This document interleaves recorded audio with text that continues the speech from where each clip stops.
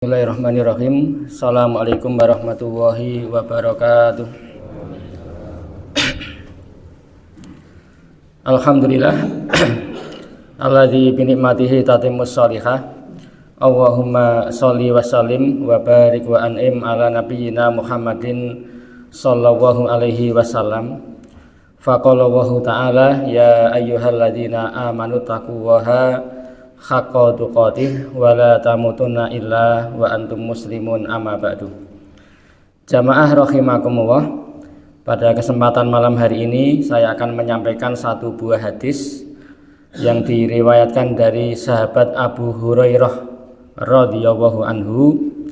Kemudian hadis ini ditakhrij oleh Imam Muslim dalam nomor hadis 1905. Derajat hadisnya sahih.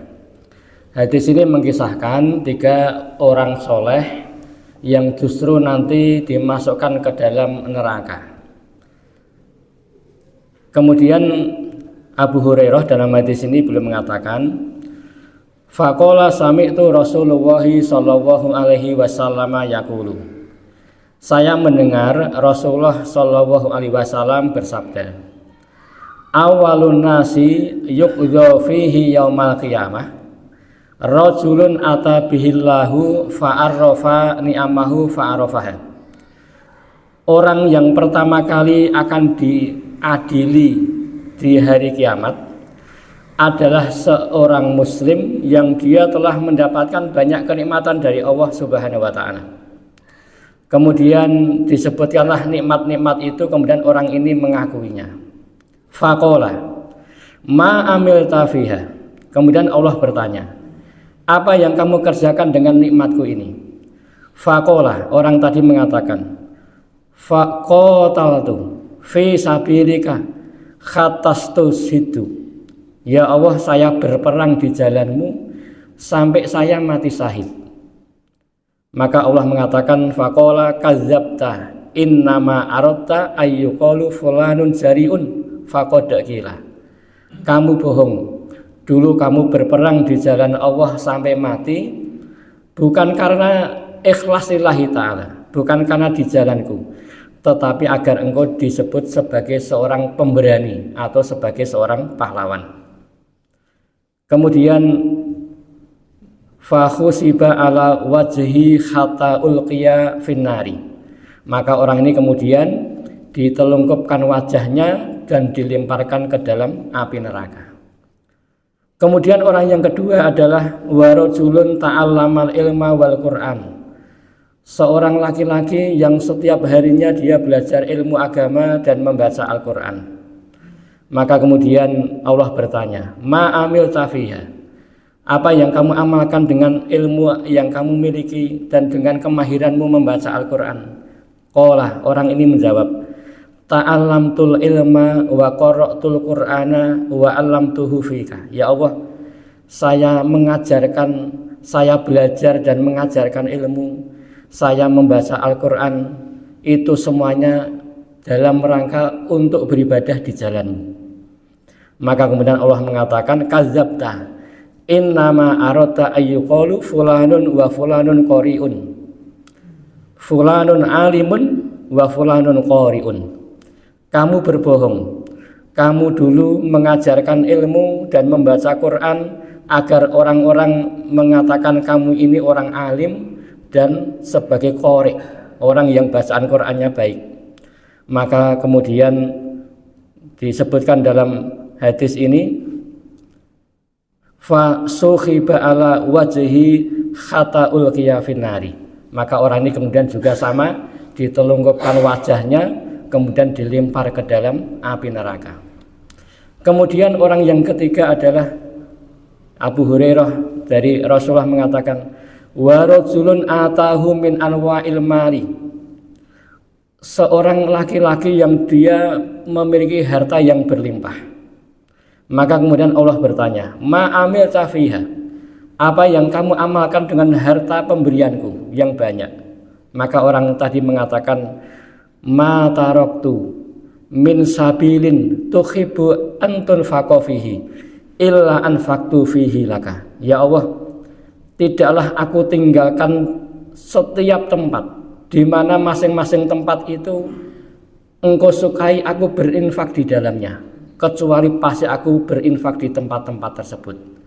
Maksudnya adalah orang ini adalah orang yang dermawan, di setiap tempat-tempat yang disukai Allah untuk berinfak, maka orang ini berinfak. Ini semata-mata karena untukmu ya Allah. Maka kemudian Allah mengatakan, kadzabta innama aradta ayyuqalu fulanun jawad wa faqad qila. Kamu berbohong. Sesungguhnya dulu kamu menjadi orang yang dermawan bukan karena untukku, tetapi karena kamu pengen diberikan julukan sebagai orang yang dermawan, dan julukan itu pun sudah kamu terima. Fasuhiba ala wajhi hatta ulqiya finari. Maka orang yang ketiga ini nasibnya juga sama, ditelungkupkan wajahnya kemudian dilemparkan ke dalam api neraka. Jamaah rahimakumullah, satu hadis ini sebagai satu pelajaran bagi kita semuanya, bahwasanya namanya orang beramal soleh ini belum pasti dia aman dari bebasnya niat. Maka hadis ini menjelaskan orang-orang yang beramal soleh tetapi niatnya semata-mata karena riya, mengharap pujian dari manusia, maka amalnya ditolak oleh Allah Subhanahu wa taala. Bahkan dinyatakan sebagai bentuk maksiat kepada Allah Subhanahu wa taala. Maka faedah terpenting dari hadis ini adalah bahwa seluruh amal soleh yang kita kerjakan, apapun itu, syarat mutlaknya adalah di awal kita mau beramal soleh harus menata niat dulu, yaitu niatnya harus ikhlas lillahi ta'ala, semata-mata dalam rangka mengharap ganjaran dari Allah Subhanahu wa ta'ala. Tidak ada niat agar dipuji orang lain, tidak ada niat agar didengar oleh orang lain. Imam Ibnu Qayyim al-Jauziyah menjelaskan, orang itu kalau masih punya 3 penyakit, maka dia masih berat untuk ikhlas. Maka orang kalau pengen ikhlas, dia harus terbebas dari 3 penyakit ini. Penyakit pertama adalah penyakit masih ingin dipuji orang lain. Maka kalau ada orang masih punya karakter pengen pujian, pengen sanjungan, akan berat dia untuk beramal secara ikhlas. Maka ini yang pertama yang harus kita hilangkan. Apapun yang kita kerjakan, amal soleh, baik itu sholat, sedekah, zakat, dan yang lain, jangan sampai punya keinginan untuk dipuji orang lain. Penyakit yang kedua adalah penyakit masih khawatir dengan celaan atau komentar orang lain. Mungkin dia mau berinfak 10.000 rupiah sudah ikhlas lillahi ta'ala, tetapi ternyata teman-teman yang lain infaknya 50.000 semuanya. Akhirnya orang ini infaknya dinaikkan jadi 50.000. Bukan karena pengen pujian, karena tidak ada orang yang memuji, karena toh kalaupun infak 50.000, yang lain infaknya juga 50.000 semuanya. Tetapi dia naikkan infaknya semata-mata karena khawatir kalau dicela orang lain, khawatir kalau dianggap buruk karena dia infaknya paling sedikit. Ini penyakit yang kedua. Kemudian penyakit yang ketiga adalah kalau ada orang masih punya karakter pengen balasan duniawi dari orang lain dari aktivitas amal solehnya. Maka kalau ada orang berbuat baik atau dia berinfak atau apapun, masih punya harapan atau malah dianggap itu investasi, sehingga ada harapan ada pengembalian dari orang lain dalam wujud apapun. Maka kalau masih punya penyakit seperti ini, beramal soleh tapi mengharap balasan dunia dari orang lain, maka ini juga penyakit yang memperberat orang untuk ikhlas. Maka Imam Ibnu Qayyim al-Jauziyah mengatakan, kalau kita sudah bisa terbebas dari 3 penyakit ini, sudah tidak pengen pujian dari orang lain, sudah tidak khawatir dengan komentar orang lain, juga tidak mengharapkan balasan duniawi sama sekali dari orang lain, mudah-mudahan kita bisa beramal dengan niat ikhlas lillahi ta'ala. Walaupun amalnya sederhana, tetapi niatnya ikhlas, maka ada satu nasihat dari Abdullah bin Mubarak, rubba amalin shaghirin yu'adzibuhu bin niyah. Betapa banyak amal itu kelihatannya memang kecil, tetapi diperbesar pahalanya oleh Allah karena niat. Amalnya kecil tetapi niatnya ikhlas lillahi ta'ala, pahalanya diperbesar. Tetapi sebaliknya waruba amalin kabirin yusahhiruhu bin niyah.